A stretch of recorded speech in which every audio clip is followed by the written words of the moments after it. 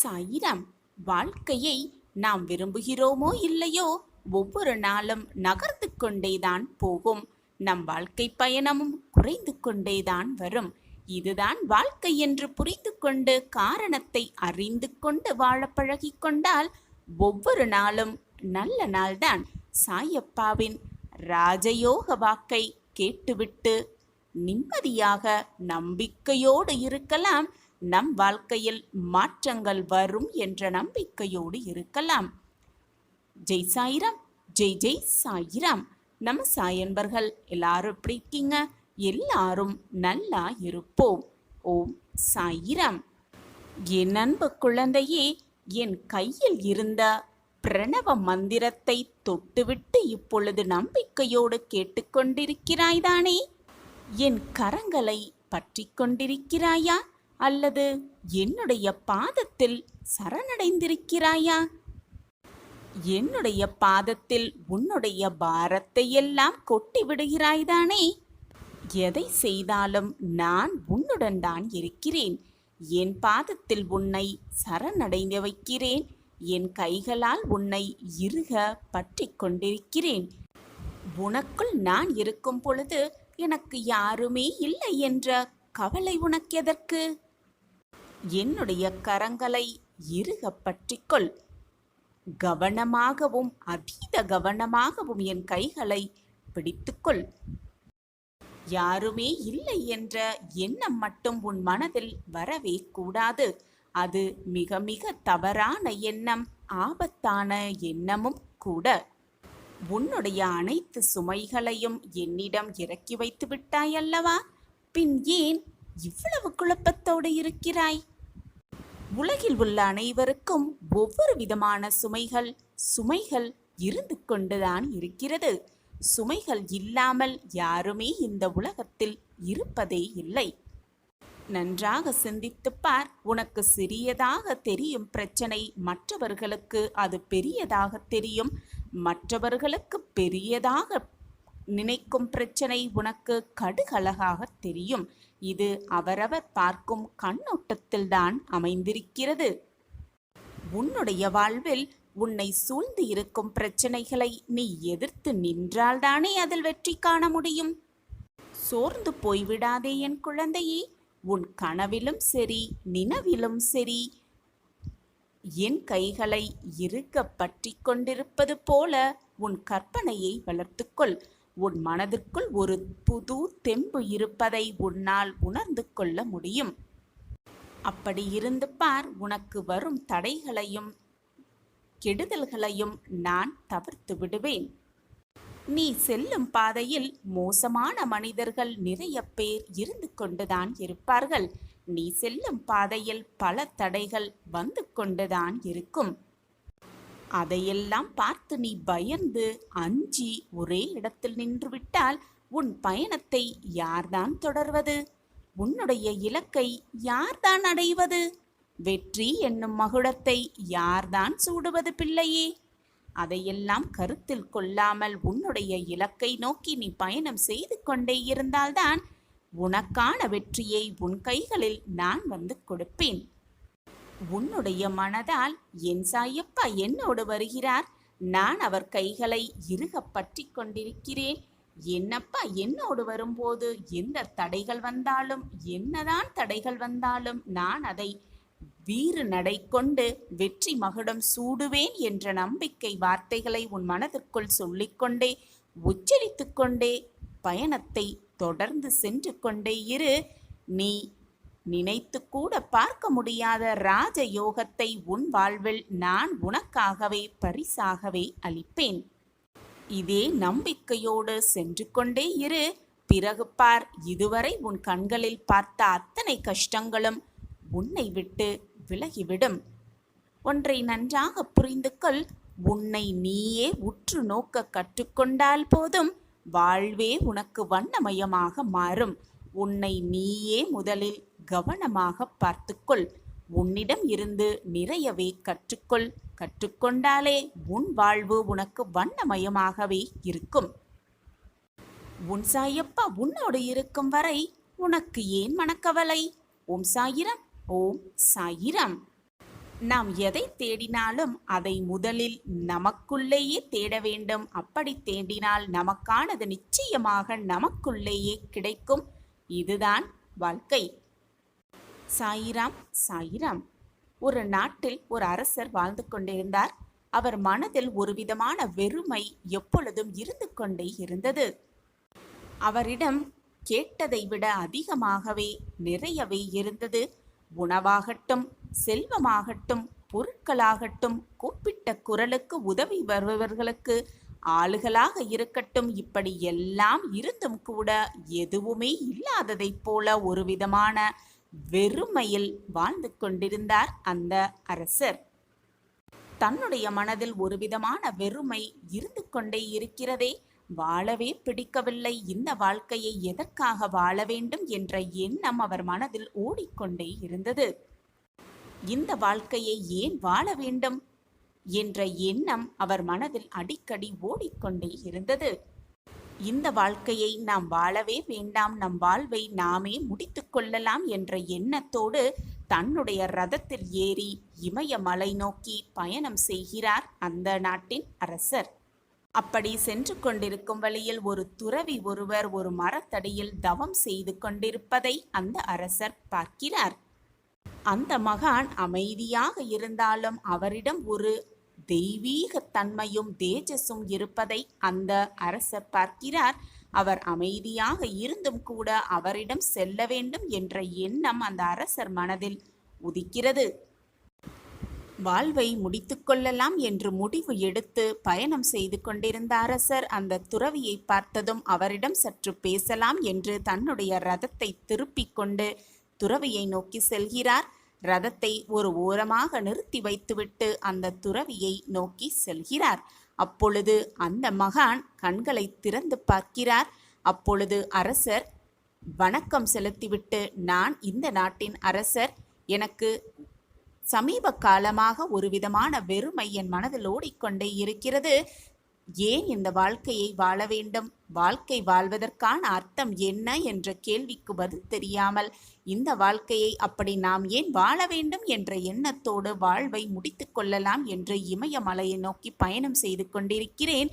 வழியில் உங்களை பார்த்தேன். உங்கள் முகத்தில் ஒரு புதுவிதமான தெய்வீக தன்மையும் தேஜஸும் இருந்திருந்ததால் நான் உங்களிடம் சற்று உரையாடிவிட்டு செல்லலாம் என்று உங்கள் பக்கம் வந்திருக்கிறேன் என்று நடந்தது அனைத்தையும் கூறி முடிக்கிறார் அந்த அரசர் அந்த மகானை பார்த்து. அந்த மகான் அரசர் கூறுவது அனைத்தையும் காதால் கேட்டுக்கொண்டிருந்தாலும் அவர் கண்கள் என்னவோ அரசனை கால்களில் இருந்தது. அரசருக்கு குழந்தை பருவத்திலிருந்தே கால்கள் ஆட்டுவதை பழக்கமாக வைத்திருந்தார். என்ன வேலை செய்து கொண்டிருந்தாலும் தங்கள் கால்களை ஆட்டுவதை கவனமாகவே வேலையாகவே வைத்திருந்தார். இதை பார்த்து கொண்டிருந்த மகான் அந்த அரசரை பார்க்கும் பொழுது அரசர் மகான் தன் கால்களை பார்க்கிறார் என்று தெரிந்து கொண்டதும் உடனே ஆட்டுவதை நிறுத்திவிட்டார். உடனே அந்த மகான், எத்தனை நாட்களாக தங்கள் இந்த கால்களை ஆட்டும் பழக்கத்தை வைத்து கொண்டிருக்கிறீர்கள் என்று கேட்டார். உடனே அரசர், நான் பிறந்ததிலிருந்து இந்த பழக்கம் என்னோடு இருக்கிறது, நான் ஆட்டிக்கொண்டே இருக்கிறேன் என்று கூறினார். அது சரி, இப்பொழுது அந்த ஆட்டத்தை ஏன் நிறுத்திவிட்டீர்கள் என்று அந்த துறவி மீண்டும் கேட்க, நீங்கள் நான் கூறுவது அனைத்தையும் கேட்டுக்கொண்டிருந்தீர்கள். ஆனாலும் உங்கள் கண்கள் என் கால்களில் இருந்ததை நான் கவனித்துவிட்டு உடனே என் ஆட்டத்தை நிறுத்திவிட்டேன் என்று கூறினாராம் அரசர் அந்த மகானிடம். இதை அனைத்தையும் கேட்டுவிட்ட அந்த மகான் அப்பொழுது சொன்னார், இது மாதிரிதான் நம்மளுடைய மனதும் இருக்கிறது. அனைத்துமே நம் மனதிடம் இருக்கிறது. ஆனால் நாம் தான் அதை உற்று நோக்காமல் எதற்காக வாழ்கிறோம் என்ற எண்ணத்தை போட்டு குழப்பிக் கொண்டிருக்கிறோம் என்று அந்த மகான் கூறினார். நம் அனைவரின் மனதை நாம் முதலில் கவனிப்பதே இல்லை.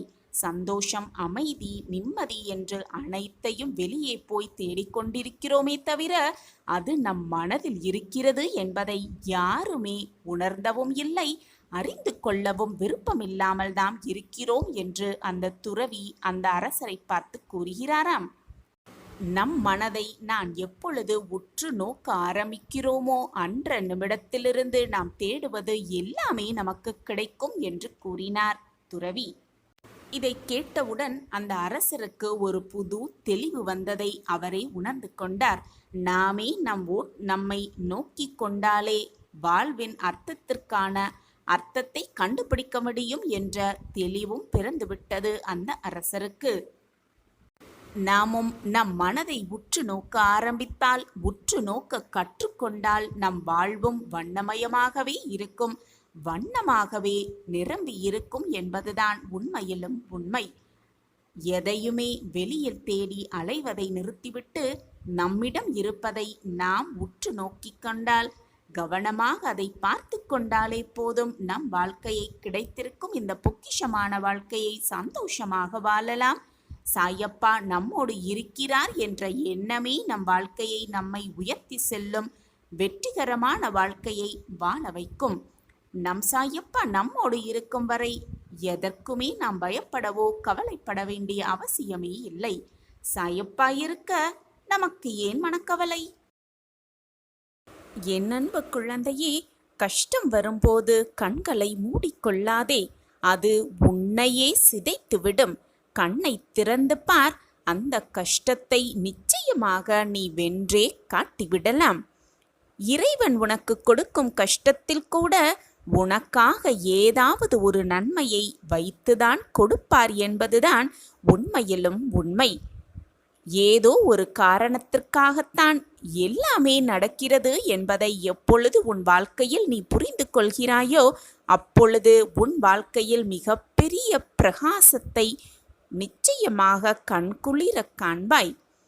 நம் வாழ்க்கையில் சந்தோஷமான தருணங்கள் ஏற்படும் போது கடவுளை நினைக்கிறோமா இல்லையோ? கஷ்டம் என்று வந்துவிட்டால் முதலில் இறைவனை தான் முதலில் திட்டுகிறோம், கோபமாகவும் கேள்வியும் கேட்கிறோம்.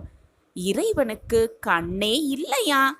எனக்கு மட்டும் ஏன் இவ்வளவு பெரிய கஷ்டம் என்று அந்த கடவுளை பார்த்து கோபமாக பேசுகிறோம். ஆனால் அந்த கடவுளால் கொடுக்கப்படும் கஷ்டமானது நமக்கு ஏதோ ஒரு வகையில் நன்மையை தரும் என்பது நம்மில் பலருக்கு புரிவதே இல்லை. எப்பொழுதுமே நம் எண்ணங்களும் உணர்வுகளும் சிந்தனைகளும் சொல்களும் செயல்களும் நம்மை சுற்றியுள்ள மனிதர்களுக்கு நல்லது செய்யுமென்றால், சுற்றி இருப்பவர்களுக்கு நல்லது மட்டுமே நினைக்குமென்றால், இறைவனை நாம் தேட வேண்டிய அவசியமே இல்லை. அந்த இறைவனை நம்மை தேடி வருவார், சர்வ நிச்சயமாக வந்து காட்சி கொடுப்பார். இதில் சந்தேகமே வேண்டாம், சவாலாகவே எடுத்துக்கொள்ளலாம். இறைவன் நமக்காகவே வந்து காட்சி தந்தே தீருவார் என்ற அச்சம் கூட உன் மனதில் இருப்பதை என்னால் உணர்ந்து கொள்ள முடிகிறது என் தங்கமே. சாயப்பா எனக்கு நல்லது செய்வார்தான், வாக்கு கண்டிப்பாக பொய்யாகாது. ஆனாலும் எத்தனை நாட்கள், எத்தனை வாரங்கள், எத்தனை வருடங்கள் தான் நான் காத்து கொண்டே இருப்பது என்ற கேள்வியும் எனக்கு மிக நன்றாகவே புரிகிறது என் பிள்ளையே. என் பிள்ளையே, உன் சாயப்பா ஷீரடி சமாதியிலிருந்து பொய்யுரைக்க மாட்டேன். இதை கேட்கும் நொடி முதல் சில நல்ல அறிகுறிகளை உணர்வாய் நிச்சயமாக.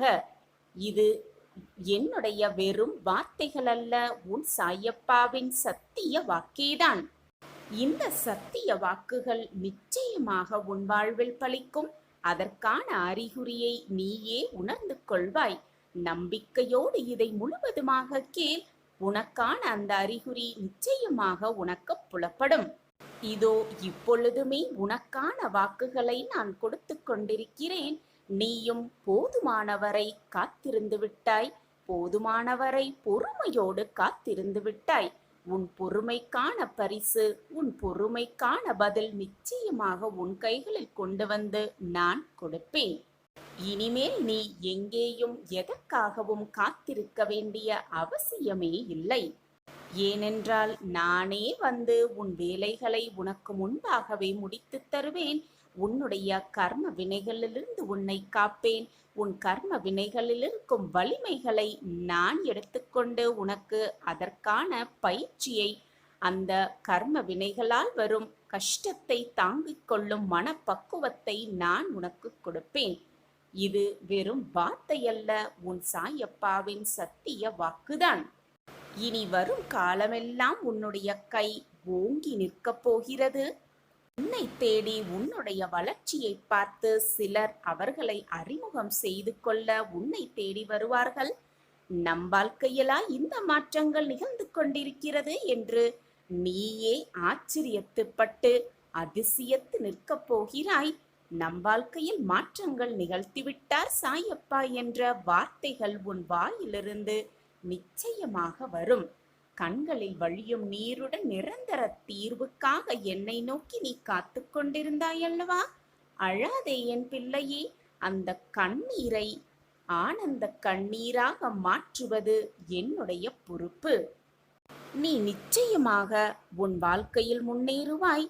உன் மனதில் எதிர்காலத்தை பற்றிய பயம் இருந்தால் அதை உடனே தூக்கி எறிந்துவிடு. உனக்கு ஒரு விஷயத்தை சொல்கிறேன் கேள். உன்னுடன் எங்கும் எப்பொழுதும் நான் இருந்து கொண்டுதான் இருக்கிறேன். நீ சிறிதும் கவலையில்லாமல் தயக்கமில்லாமல் இரு. எந்த ஆபத்திலிருந்தும் நீ முழுமையாக காப்பாற்றப்படுவாய் என்பதில் உனக்கு எந்தவித சந்தேகமுமே வேண்டாம். ஒவ்வொரு வினாடியும் நான் உன்னுடன் இருக்கிறேன். நீ தனியாக நடப்பதாக நினைக்கிறாயா? உன் பாதை என்னாலேயே வடிவமைக்கப்பட்டது என்பதை தீர்க்கமாக நம்பு. நான் உன் வாழ்க்கையை உருவாக்கியவன். நான் உன்னுடன் நடைப்பயிற்சி செய்து கொண்டிருக்கிறேன். 8 திக்கிலும் இருந்து உன்னை பார்த்து கொண்டே இருக்கிறேன். நீ சிந்தும் கண்ணீர் மட்டும் வலிகளை நான் உணர்வேன். நானே மருந்தாகவும் நானே உன் படைப்பாளியாகவும் இருந்து கொண்டிருக்கிறேன். எனது கண்களை நன்றாக உற்றுப்பார். உன் வலிகளை மௌனமாக குணப்படுத்தி உனக்கான நல்ல நேரத்தை உருவாக்கிக் கொண்டிருக்கிறேன் உன் சாயி தேவா. நான் இருக்கிறேன் எப்பொழுதும் உனக்கு பக்கபலமாக, உனக்கு துணையாக. இந்த வியாழக்கிழமையை நம்பிக்கையோடே துவங்கு. உனக்கு இனி வரும் நாட்களெல்லாம் உனக்கு சாதகமாக நாட்களாகவே இருக்கும். சாயப்பாவின் வாக்கு என்றுமே பொய்யாகாது. இதுவரை உன் வாழ்க்கையில் வந்த கர்ம வினைகளின் பயன்களையும் சோதனைகளையும் கஷ்டங்களையும் துன்பங்களையும் பெற்றுக்கொண்டாயல்லவா? அவற்றையெல்லாம் எதிர்த்து போராடியும், சில சமயம் கவலையோடு இருந்தும், சில சமயம் புலம்பிக் கொண்டும், சில சமயம் உன்னுடைய கஷ்டத்தோடு எதிர்த்து நின்று போராடியும், சில சமயங்களில் சாயே துணை, எது வந்தாலும் சாய் பார்த்து கொள்வார் என்ற நம்பிக்கையோடு என் காலடியில் சரணடைந்து நம்பிக்கையோடு எல்லா சூழ்நிலைகளிலிருந்தும் வெளிவந்து விட்டாய். இதோ நீ பட்ட வேதனை, நீ பட்ட கஷ்டங்கள், இதுவரை நீ சந்தித்த போராட்டங்கள் அனைத்திற்கும் நல்ல தீர்வாக, நல்ல பதிலாக உலகத்தில் உள்ள அத்தனை மங்களங்களையும் அள்ளிக்கொண்டு உன்னை ஆசிர்வதிக்க இதோ உன் இல்லம் தேடி உன் அப்பா வந்து விற்கிறேன். இந்த நல்ல நாளில் நல்ல நேரத்தில் மனை நிறைவாக அனைத்தையும் சந்தோஷமாகவே பெற்றுக்கொள். உனக்காக தேடி வந்த வரத்தை மகிழ்ச்சியாக மிக ஆனந்தமாகவே பெற்றுக்கொள். இனி உன் வாழ்வில் ஒவ்வொரு நிமிடமும் உனக்கான சுபமான நிகழ்ச்சிகள் மட்டுமே நடக்கும். நீ உன் வாழ்வில் நினைத்து கூட பார்க்க முடியாத அதிசயங்களும் அற்புதங்களும் உன் வாழ்வில் நிகழ்ந்து கொண்டே இருக்கும். நம் வாழ்க்கையிலா இத்தனை மாற்றங்கள் நடந்து கொண்டிருக்கிறது என்று நீயே ஆச்சரியப்படும் அளவிற்கு பலவிதமான மாற்றங்களும் தருணங்கள், நல்லவிதமான தருணங்களும் ஏற்றங்களும் உன் வாழ்வில் நிகழ்ந்து கொண்டே இருக்கும். நம்பிக்கையோடும் தன்னம்பிக்கை கொண்டும் ஒரு செயலை செய்கின்ற போது வெற்றியை நமதாக்கிக் கொள்ள முடியும். தன்னம்பிக்கை நமக்கு இருக்கும் போது மற்றவர்களின் தயவின்றி வாழ்வில் முன்னுக்கும் வர முடியும். வாழ்வின் தடைகளை தகர்த்து எறிய முடியும். எது வந்தாலும் பார்த்து கொள்ளலாம் என்ற புதுவிதமான தெம்பு நம் மனதில் தோன்றும். பிரச்சனைகளை எதிர்கொண்டு அதனை தீர்த்து கொள்ள தன்னம்பிக்கை மிகவும் உதவி செய்கின்றது. நம்பிக்கை தரும் தன்னம்பிக்கையால் உனக்குள் ஒளிந்திருக்கும் பலத்தை வெளிக்கொண்டு வர அந்த நம்பிக்கையே வழிவகை செய்கிறது. உன் வாழ்க்கையில் இதுவரை நீ பயணித்த பாதையையெல்லாம் உணர்ந்து கொண்டாய். உன் பாதையில் நீ பட்ட போராட்டங்கள், நீ பட்ட கஷ்டங்கள் அனைத்தையும் நான் பார்த்து கொண்டுதான் இருக்கிறேன். நான் பார்த்து கொண்டே இருக்கிறேனே என்று கவலை உன்னில் இருக்கிறது. அனைத்தையும் பார்த்து கொண்டே இருக்கிறீர்களே சாயிநாதரே, எதையுமே மாற்றக்கூட என் மனசு வரவில்லையா என்று நீ என்னை பார்த்து கேட்பது எனக்கு மிக நன்றாகவே புரிகிறது. உன்னுடைய கஷ்டகாலம், உன்னுடைய கர்ம வினையால்தான் நீ அத்தனை சோதனைகளையும் சந்தித்து கொண்டிருந்தாய், போராட்டங்களை தாங்கிக் கொண்டிருந்தாய். இதோ உன்னுடைய போராட்ட காலமெல்லாம் ஒரு முடிவுக்கு வந்து விட்டது. எல்லாமே உனக்கு சாதகமாக நிகழப்போகிறது. எனவே குழந்தையே, மனதளவில் கூட மற்றவர்களுக்கு துன்பம் ஏற்படுத்தாதே. அது உனக்கு தான் கெடுதலாக வந்து சேரும். சில சமயம் உன் கண்களில் இருந்து வரும் நீர் எதற்காக வருகிறது, ஏன் வருகிறது என்று கூட தெரியாமல் கண்ணீரை வீணடித்துக் கொண்டிருக்கிறாய். தெரியாமல் உன் மனதில் ஏதோ ஒருவித வலி, வேதனை, நீ என்ன செய்கிறோம், ஏது செய்கிறோம் என்று கூட தெரியாமல் உன் கண்களில் கண்ணீர் வழிந்து ஓடுகிறது. அதை தாங்கிக் கொள்ள முடியாமல் உன் மனம் வேதனையில் தத்தளித்து கொண்டிருக்கிறதை நான் அறிவேன். நிம்மதி என்ற சொல் மறந்து போகும் அளவிற்கு கூட உன்னை பல சோதனைகளும் வேதனைகளும் சூழ்ந்து கொண்டிருக்கிறது. குழந்தையே, உன்னுடைய கடந்த காலத்தை முதலில் உன் மனதிலிருந்து அந்த நிகழ்வுகளை, நினைவுகளை தூக்கி எறிந்துவிடு. நடந்தது நடந்தவையாகவே இருக்கட்டும், முடிந்தது முடிந்தவையாகவே இருக்கட்டும். இனி வரப்போவதை நினைத்தும் பயந்து கொண்டே இருக்காதே. இப்பொழுது இந்த நொடி எவ்வளவு சந்தோஷமாக மகிழ்ச்சியாக இருக்க முடியுமோ அவ்வளவு மகிழ்ச்சியாக இரு. நீ விரும்பிய ஒன்றை உன்னை தேடி வர செய்வேன் உன் சாயி தேவா. தக்க சமயத்தில் இந்த பதிவை நீ பார்த்து கொண்டிருக்கிறாய், கேட்டும் கொண்டிருக்கிறாய். விபரீத ராஜயோகம் உனக்காகவே காத்திருக்கிறது என் குழந்தையே. நம்பிக்கையோடு போராடிக் கொண்டே இரு. உன் வாழ்க்கை நீ வாழ்வதற்கே. வாழ்ந்து காட்டிவிடலாம் உன் சாயப்பா ஆசிர்வாதத்தோடு என்ற நம்பிக்கை சொற்களை உன் மனதிற்குள் சொல்லிக்கொண்டே இரு. நேர்மறை எண்ணங்களை உன் மனதில் வளர்த்து கொண்டே இரு. உன் எண்ணம் போல் உன் வாழ்வும் நிச்சயமாக பிரகாசமாக, இல்லை மிக பிரகாசமாகவே தெரியும் உன் கண்களுக்கு. அப்பாவிடம் கூட கேட்டாதான் கிடைக்குமா? கேட்க கேட்கத்தான் அப்பாவும் கண்களை திறப்பாரா என்ற கேள்வி தினம்தோறும் உன் மனதில் எழுந்து கொண்டுதான் இருக்கிறது.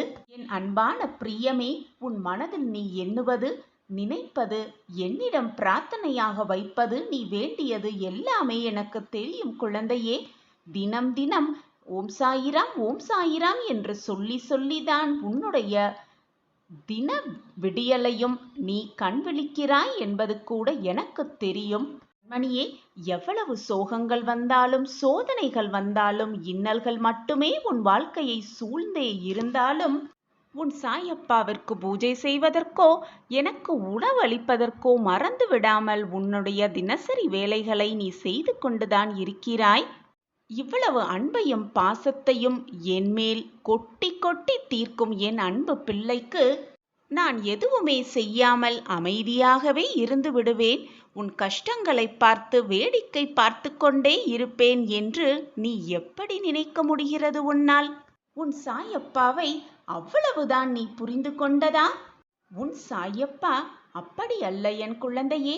என்மேல் அன்பையும் பாசத்தையும் பொழியும் என் பிள்ளைக்கு நான் 100 மடங்கு அனைத்தையும் கொட்டி கொட்டி வழங்குவேன் என்பது புரிந்து கொள். இதுதான் நிதர்சனமான உண்மை. இதுதான் உன் அப்பாவின் வாக்கும் கூட. என் வாக்கு என்றைக்கும் பொய்யாகாது குழந்தையே. தங்கமே, புலம்புவதை உடனே நிறுத்திவிடு. எதற்கெடுத்தாலும் முடிந்ததை நினைத்து நினைத்து மனவேதனையில் புலம்பிக் கொண்டே இருக்காதே. நீ புலம்புவதை நிறுத்தினாலே உன் வாழ்வில் நீ சிகரத்தை எட்டி பிடித்தே விடுவாய். உன் கண்களில் வழியும் நீரை ஆனந்த கண்ணீராக மாற்றுவதே உன் சாயப்பாவின் பொறுப்பு. மனவேதனையாக இருந்தால் என் கண்களை நன்றாக உற்றுப்பார். என் கரத்தை நன்றாக இறுக பற்றிக்கொள். என் காலடியில் முழுவதுமாக சரணடைந்து விடு. அனைத்தையும் நான் பார்த்து கொள்வேன். உன்னை விட்டு ஓடி சென்ற வெற்றியெல்லாம் மீண்டும் உன்னை நோக்கியே வந்து தீரும். அதை உன்னை நோக்கி திருப்பிவிடும் வேலையையும் உன் சாயப்பா பார்த்து கொள்கிறேன் என் குழந்தையே. மிகப்பெரிய ரெட்டிப்பு இன்ப அதிர்ச்சி உன் வீடு தேடி வர வைப்பேன். எதற்குமே பயப்படாதே. உன் அப்பா இருக்கும் பொழுது வீணாக எதற்குமே கலங்கி நிற்காதே. உன் அப்பாவின் வார்த்தைகளின் மீது நம்பிக்கை வைப்பாயா என் பிரியமே? இது உனக்கான ஆறுதல் வார்த்தைகள் இல்லை என் தங்கமே. இது நிச்சயமான உன் சாயப்பாவின் தெய்வ வாக்கு.